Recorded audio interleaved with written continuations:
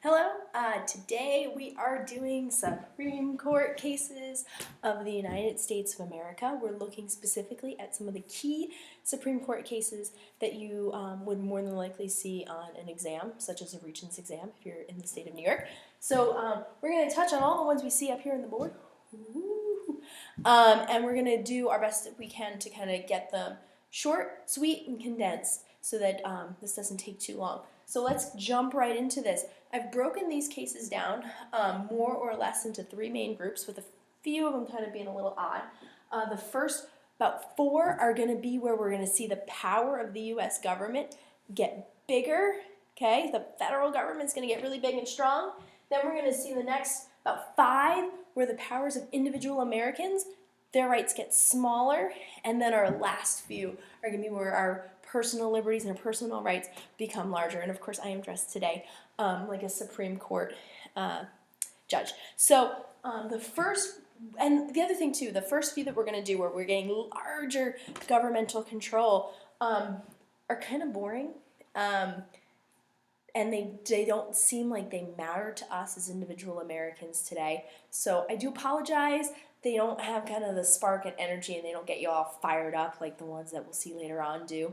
But we are going to touch on them because they're really, really important for exams, and they also kind of come a lot of times with built-in answers. So the first one we want to look at is Madison versus Mulberry, or Mulberry versus Madison. And Mulberry versus Madison takes place after the presidency of John Adams, as it's turning into the presidency of Thomas Jefferson. And these two men, they were really good friends when they're writing the Declaration of Independence and such. And then they became like really bad enemies politically. They hated each other by the time John Adams was president, and Thomas Jefferson was his vice president, and then Jefferson gets voted in as president. So what happens is John Adams, as a last-ditch effort to make sure that his political powers kind of stay in place, is he appoints some Supreme Court justices. And they're called the Midnight Judges because he does this as like a last-minute thing before he leaves office, and they don't get there on time, and so then there's a question of who is actually the Supreme Court justices. Is it the men that Adams had put in place, or does Thomas Jefferson get to choose? Ultimately, that court case has very little to do with anything that would be important to you. The key is, the answer to the exam question is judicial review. That's all you really need to know. So when you see this, and judicial review gives the courts more power. It gives them the opportunity to re-examine a case or a political law.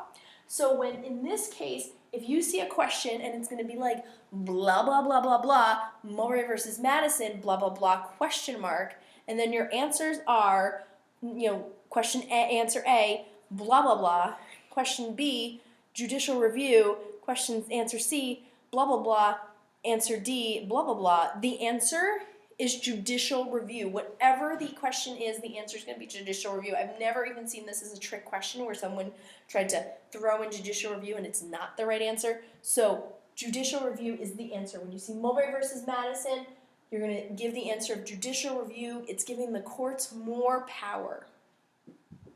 The next thing we're going to look at is McCulloch versus Maryland.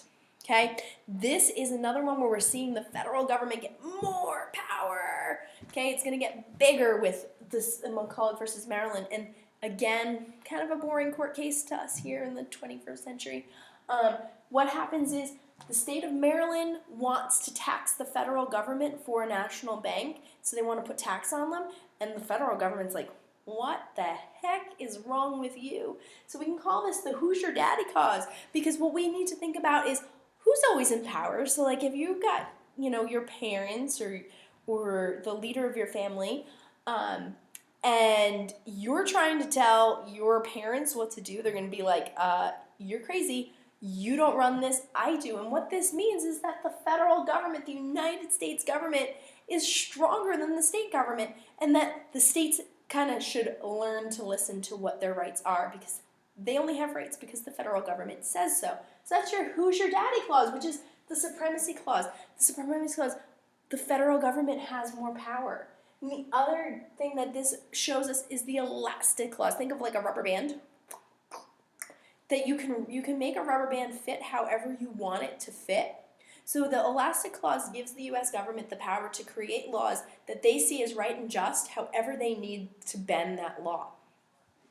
So you have your Supremacy Clause. Who's your daddy?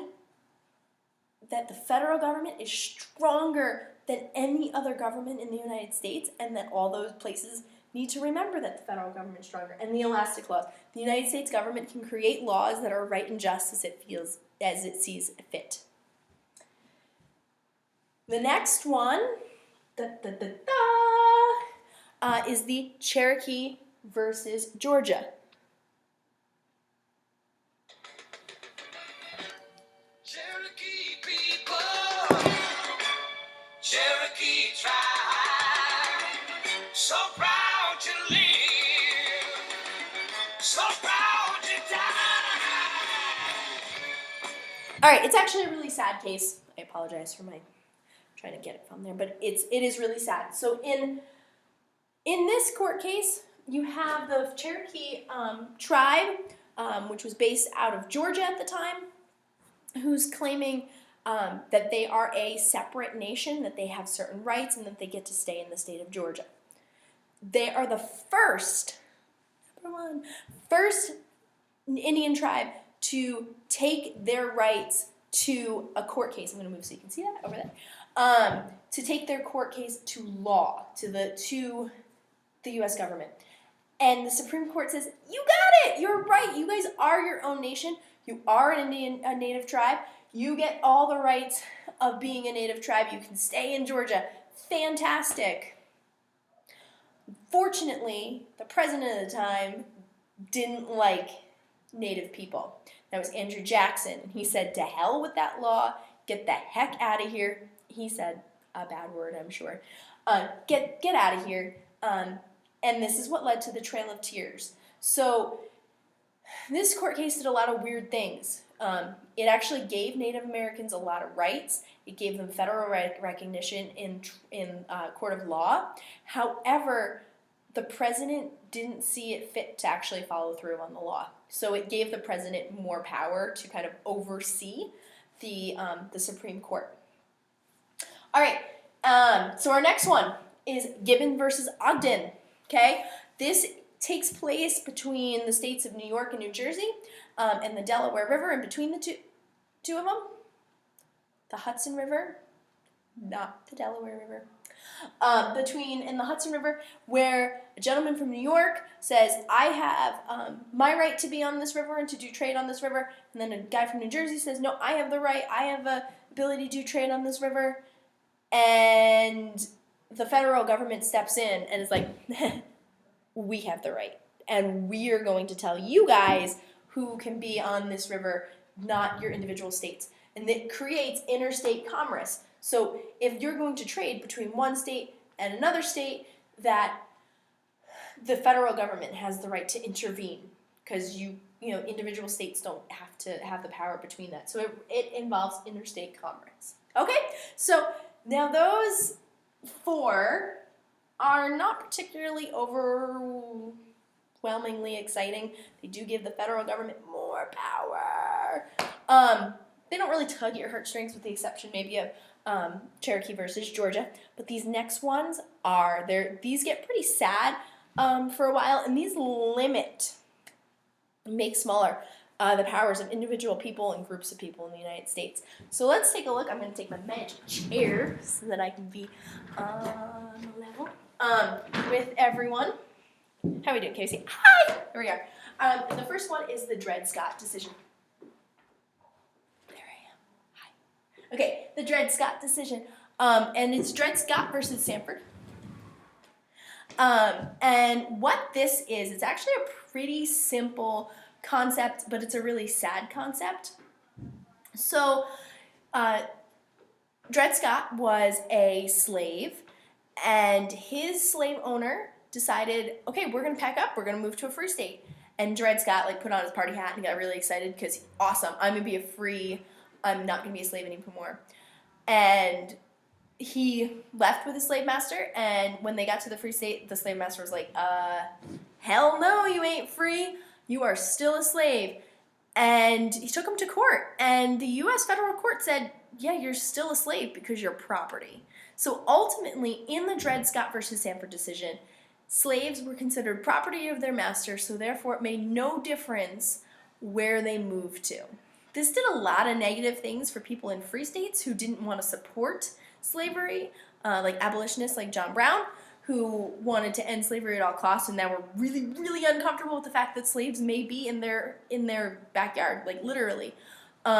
So it was a really bad decision for a while. But ultimately, if a enslaved person moves to a free state, are they still a slave? The answer is yes, under the Dred Scott decision. The next one, again, rights are getting smaller. And this next one is about Plessy versus Ferguson. And it's another one where we're seeing our individual rights get smaller, and it's for a black man in this case again. And this is a black man named Plessy was in a train car, and the train cars at the time were separate. There was a black train car and a white train car, and he sat in the white train car. If this sounds sort of familiar, it's because we're going to see it again in the 60s, 50s and 60s. And he says, I have the right to sit in this car because the 14th Amendment, which came out after the U.S. Civil War, says I'm a person and I have equal rights under the process of the law. So I am free to sit wherever the heck I want to sit. So when he decides I'm bringing the train car into court cases, he said, I have the 14th Amendment. They've got my back. This is awesome. I'm going to win. Ha, ha, ha. And he goes in, and the U.S. government says, no, it just says that you need to be treated equally, but separate is equal. I am not dumb enough to try to convince you that separate is actually equal. But that was what the concept was at this time, was that if you have a white train car and a black train car, then you are not infringing on people's rights. They are separate, but they are treated equally. That part never really happens. They're not equal, but that's a whole nother day. But we're just looking at the court case. So the court case or the phrase that comes out of this is Plessy versus Ferguson, is that separate is equal, or separate but equal, meaning that we can have two different things. There can be a black school and there can be a white school. There can be a black train car and a white train car, as long as those two things are created equally. That doesn't ever happen. They're never equal. It wouldn't make it right even if they were, but it doesn't work. And in fact, over here, we're going to end this one when we get to this one. Is outlaws this. But that's for a minute. Good essay. If you want to compare and contrast the two, when we get to it. Because this outlaws this. Okay, let's get back to the lesson. Alright. So our next one. This is always a fun one for teenagers. Because it's like one I hear a lot as a teacher, and this is Shickshinny versus the United States. And in this, Shickshinny was protesting the First World War, and he was saying this isn't right. We shouldn't be involved. Don't go to war. Don't fight. Don't be a soldier. Burn your draft card. And he was arrested and taken to court. And the federal government said, and he was saying, I have my rights. Like, I can say this because I have my First Amendment rights. I have my right to freedom of speech. And the U.S. government said, yeah, you do, but you don't. You're putting the United States in danger by telling everyone not to go and support our army. So we're not going to have a strong enough army, and it is creating a dangerous situation for all Americans. It's the Clear and Present Danger Act. Okay, so your rights are limited when you're putting others at risk. Textbook example of this, I'm not trying to claim that I made this up. This is an example that everyone will give. The idea of if you have a crowded movie theater, okay, and everyone's sitting there, and all of a sudden somebody screams out, fire, fire, and everyone's like running all around, and people get hurt. It's not my First Amendment right to scream fire when there is no fire. I've created a clear and present danger situation because everyone could get hurt trying to rush for the fire exits. So I've put everyone at risk. Okay, so this is an example that I give. Let's say I'm wearing a shirt that says I hate all people named Katie. It's my name, I can say that. I hate people named Katie, so I put that on a shirt, walk around.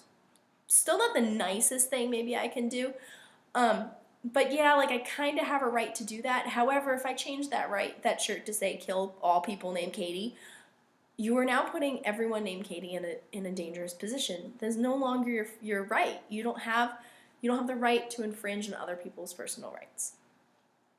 Okay, and this is the one that I give as examples when kids are told at school, like, don't wear that shirt or don't do that. It's infringing on someone's rights, because in schools particularly, we do take this oftentimes, like, I hate all people named Katie. It is infringing on my personal right as a person named Katie. Even though it's not necessarily putting me in danger, it is infringing my personal rights, and schools are meant to be safe, it's emotionally safe as well. So this is the example, like, when students like are gonna protest, like, I have the right to say this, or I have the right to do this, I have First Amendment rights. You don't actually. Clear and present danger. You don't have the right to say mean, hateful remarks because of clear and present danger. So this does limit our First Amendment right. But it does say you have the right to protest the war, but you just don't have the right to say, don't participate in the war. So that's another limiting of our personal rights. Our next one is the Shickshinny Poultry company. And this is versus the United States. This is part of FDR's New Deal Act. And what he has done in this situation is that the poultry corporation was selling like dirty, diseased chickens to people, and people were getting sick, which I'm kind of all about closing that down. And the president said, you guys can't sell dead, diseased chickens to people. Like, that's not safe. People are going to get sick. People are going to die. And the corporation said, to hell we are. Like, we can do whatever the heck we want to do. We are a private enterprise. We have the right to sell whatever kind of chickens we want to sell, and the people have the right not to buy them if they choose not to. And what happens here is it is voted down, so the U.S. government loses, and the poultry company can sell whatever chickens they want to sell to people. And what really happens, though, who loses the power in this is the president. So FDR, who had been kind of given a green light, go and make whatever the heck changes you want to make, starts to make all these changes, and then finally people are like, whoa, I'm like a dictator over here. You got way too many things that you're in control of. We're gonna slow this down a little bit. You can't make all these changes. So this is one of the ones that he kind of loses out on, and it's unfortunate for us, the people, because this kind of continues on to today. Right now, as I'm recording this, we're in the middle of the worst Asian bird flu epidemic out there in the history of the world. And because of this court case, there isn't like a mandatory situation that has to happen with these dead and diseased chickens. We also see this in the meat department. Meatpacking industries don't have to pull meat off; it's voluntary. It does go back to this. So this is kind of an odd one. It's not quite so limiting of our right. It's actually limiting the president's rights. And in a weird way, it's kind of limiting ours, but it's not. So it's kind of an odd duck out of all these, but I still threw it in here, and it goes in kind of timeline order. So the next one that I want to look at is Korematsu. Korematsu versus the United States. This is not me trying to sound racist, but it is kind of helpful to kind of remember it, like Korematsu, because you want to kind of remember that it has to do with Japan. And what this does is this is World War II after the bombing of Pearl Harbor. A lot of people were scared of people of Japanese descent, and they were afraid that they were all gonna come against us, and like attack us internally. I don't think it was really ever much of an actual legitimate fear myself. But what we did as a nation was we decided to like gather up all the Japanese people, particularly on the West Coast, and put them in internment camps. And these internment camps, I mean, I'm not trying to, this is not okay. Not okay. But it was not like a work camp or a death camp. But not a good place. We took the Japanese people away from their families, and it was not a high time in the United States. And what Korematsu versus the United States did was Korematsu, who was a man who was in one of the Japanese internment camps, said, "This is unconstitutional. You're not allowed to take me and hold me. I haven't done anything wrong. You're not allowed to take me away from my family and friends." And the United States government ultimately won the court case and said, "We absolutely do in times of national security." So the claim was that there was enough concern out there that people of Japanese descent were going to kill people in the United States of America, and so we're gonna put you guys all in one spot and keep our eyes on you. Not one of our great times, but again, it's a time where we're seeing our rights diminish. We're getting smaller, and keep in mind, you do this to one group of people, you can do this to a lot more. So there's lots of concerns when we see things like this happen. Whether you're Japanese or not, it could, happen to any group of people. A good example is like Muslim Americans after September 11th could have been in a situation like this, even though they have nothing to do with terrorist organizations. They could have found themselves in a situation where they could have been held without due process. So the rights of people kind of decline. The next one, now we're gonna move on to better ones. Yay. And we're gonna look at ones that increase our individual rights. So we looked at first the ones that increase the rights of the federal government, power of the federal government. Then we looked at the ones that made our rights smaller. Now we're gonna look at the ones that make our rights bigger. Yay, these are really good. A lot of these you're gonna see kind of take the ones that we've already gone through and like throw them out the window. Which the first one we're gonna look at, which is Brown versus Board of Education. So Brown versus Board of Education. I hope you heard of it. I hope you haven't gotten this far in life and don't know what Brown versus Board of Education is. Arguably the most well-known Supreme Court case in U.S. history. Yes? Do you agree? Good, I hope so. So Brown versus Board of Education is about a young girl she's a young African-American woman, girl, child. She wants to go to the white school. It's closer, it's better. And she says, I want to go here. It's a better school. And your whole stupid Plessy versus Ferguson separate but equal thing, it's not right. It's not there. It's not fair. It's not equal. It may be separate, but it's not equal. So I'm not going to the bad school. The school's no good. I have old textbooks. My teachers stink. Like, I'm not gonna go. And so she takes the Topeka Board of Education in Kansas to court and ultimately say, "You're right. This doesn't make any sense. This is not equal. Yeah, they're separate, but they're not equal." And ultimately, the United States government finally makes a good decision with the civil rights court cases where they say, we're outlawing segregation. We're outlawing all this, like, white water fountain, black water fountain, white school, black school, white bus, black bus. And this is where the civil rights movement kind of gets to start and gets to really, like, sink its teeth into things. This is where we start to see, like, Rosa Parks get to, make a stand on the bus. Literally, she sits, so she doesn't make a stand, she makes a sit. But anyway, this is where we see this kind of occur, because once Brown versus Board of Education kind of outlaws segregation, says, this is bad, this is good, Plessy versus Ferguson makes no sense, we want to outlaw segregation, they do, and now the South has to go about it and this is where we kind of start our civil rights movement, which goes on, of course, till today. All right, the next one. This is a fun one. Yeah, this is good. This is Mapp versus Ohio.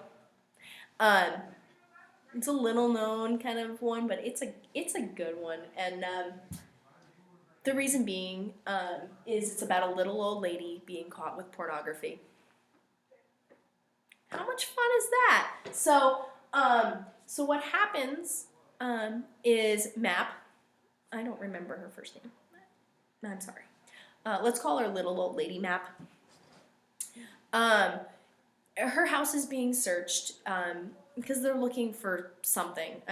Unimportant what they're looking for. But in the process of looking in her house for whatever evidence they were looking for, they find porn. And it was illegal at the time to have that porn. It wasn't like illegal porn, like what kind of porn would be illegal now, but like just in general, porn was illegal. So she had this illegal porn. And the police used it and were trying to hold the porn against her. And ultimately what happened is the court said, you guys can't use this evidence against her because you didn't have a warrant to look for porn. So this case just means that in order to use evidence against somebody, you have to have a warrant for the evidence that was found. Okay, we're gonna see over here. There's sometimes an overlap where that doesn't quite work out. But that's what the concept is that you need to have a warrant for the evidence that you collect. Okay? All right, great. All right, the next one is a nice local one here. We're in the state of New York here, and this is one of ours, New York, yay for us. And this is Engel versus Vitale. And this is what's gonna end prayer in school, officially sanctioned prayer in school. So what that is referring to is if prayer was allowed in school, school sanctioned prayer would be that like you could come in and you could start the day with like the Hail Mary or Our Father, whatever you might want to start, or just like okay, everyone pray. And this says no, you can't do that because we have a First Amendment right of freedom of religion, and somebody in that class may be atheist, somebody in that class may be I don't know, Muslim, like whatever group is not going to participate in this prayer. So they said no official school prayer. Now that doesn't mean like right now if you want to pray, go right ahead. Just can't do, like I can't say, okay class, we're all gonna pray, or the principal of my school can't say, okay everyone, we're gonna pray together. Everyone is allowed to pray in school if they wish, but it's individual, so it's within that person's private right to choose to pray in school. You just can't be forced to. It's not part of the daily curriculum. Okay, so that's why we are praying in school. All right, but again, good, yay for New York. We like when they're local court cases. All right. Okay. Here's one that I think we all probably know pretty good. This is Miranda versus Arizona. My A's getting a little chopped off there, but Miranda versus Arizona, you have the right to remain silent. Anything you use against you in a court of law, blah, blah, blah, blah, blah. You've all probably watched TV, so I can't imagine you don't know this one a little bit. But what happens is, so Miranda was a Mexican man who had not been in the United States particularly long, didn't know everything about the United States government, was arrested, and was not told that he didn't have to talk. So he was being questioned by the police, and he was giving them more answers than he probably needed to give them. And the U.S. government said, you need to make Americans aware that they have rights when they're arrested. So that's why police now tell you your rights when you are arrested. Sometimes the arrest isn't, like, arrest doesn't mean the time you get in the car and all that sort of stuff. There's, like, official times that this happens, so, like, calm yourself. If you've been arrested and you didn't have your Miranda rights read yet, okay? There's, like, a period of time that they have to get them in by. But that's what, your rights have to be made clear. That's what is referring to there. Next one.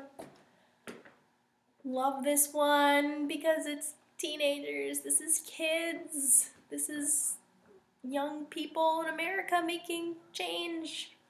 Yay for young people. No longer young. Oh well. But you are. Okay? So this is about First Amendment rights in schools. In a few minutes I'm gonna totally get those rights away from you, so don't worry. So there were brother and sister, the Tinkers, who were wearing black armbands to school to protest the Vietnam War. They weren't doing anything, they were just wearing the armbands, okay? And the principal said, get those off, like you guys can't be doing that in here. And they said, yeah, we can, we have a First Amendment right, free speech, woohoo. And they took the school to court, and they won. They had the freedom to wear those armbands. The biggest thing was that they weren't allowed to cause a disturbance in class or in school. So this gives students a lot of rights. So yay for Tinker and Du Bois. Okay, here's another really famous one. Probably not going to see it on any major exams because it's just, I don't know. I don't think you're going to see it a lot, but it's a cool one. And this is Roe versus Wade. This is the abortion one. This goes through kind of the legalness of when you can and when you can't have an abortion in the United States. The other thing that this is it's freedom of privacy. This is the right to privacy. So if you see this on an exam, you're not going to see it so much as an abortion question as you are as a right to privacy question.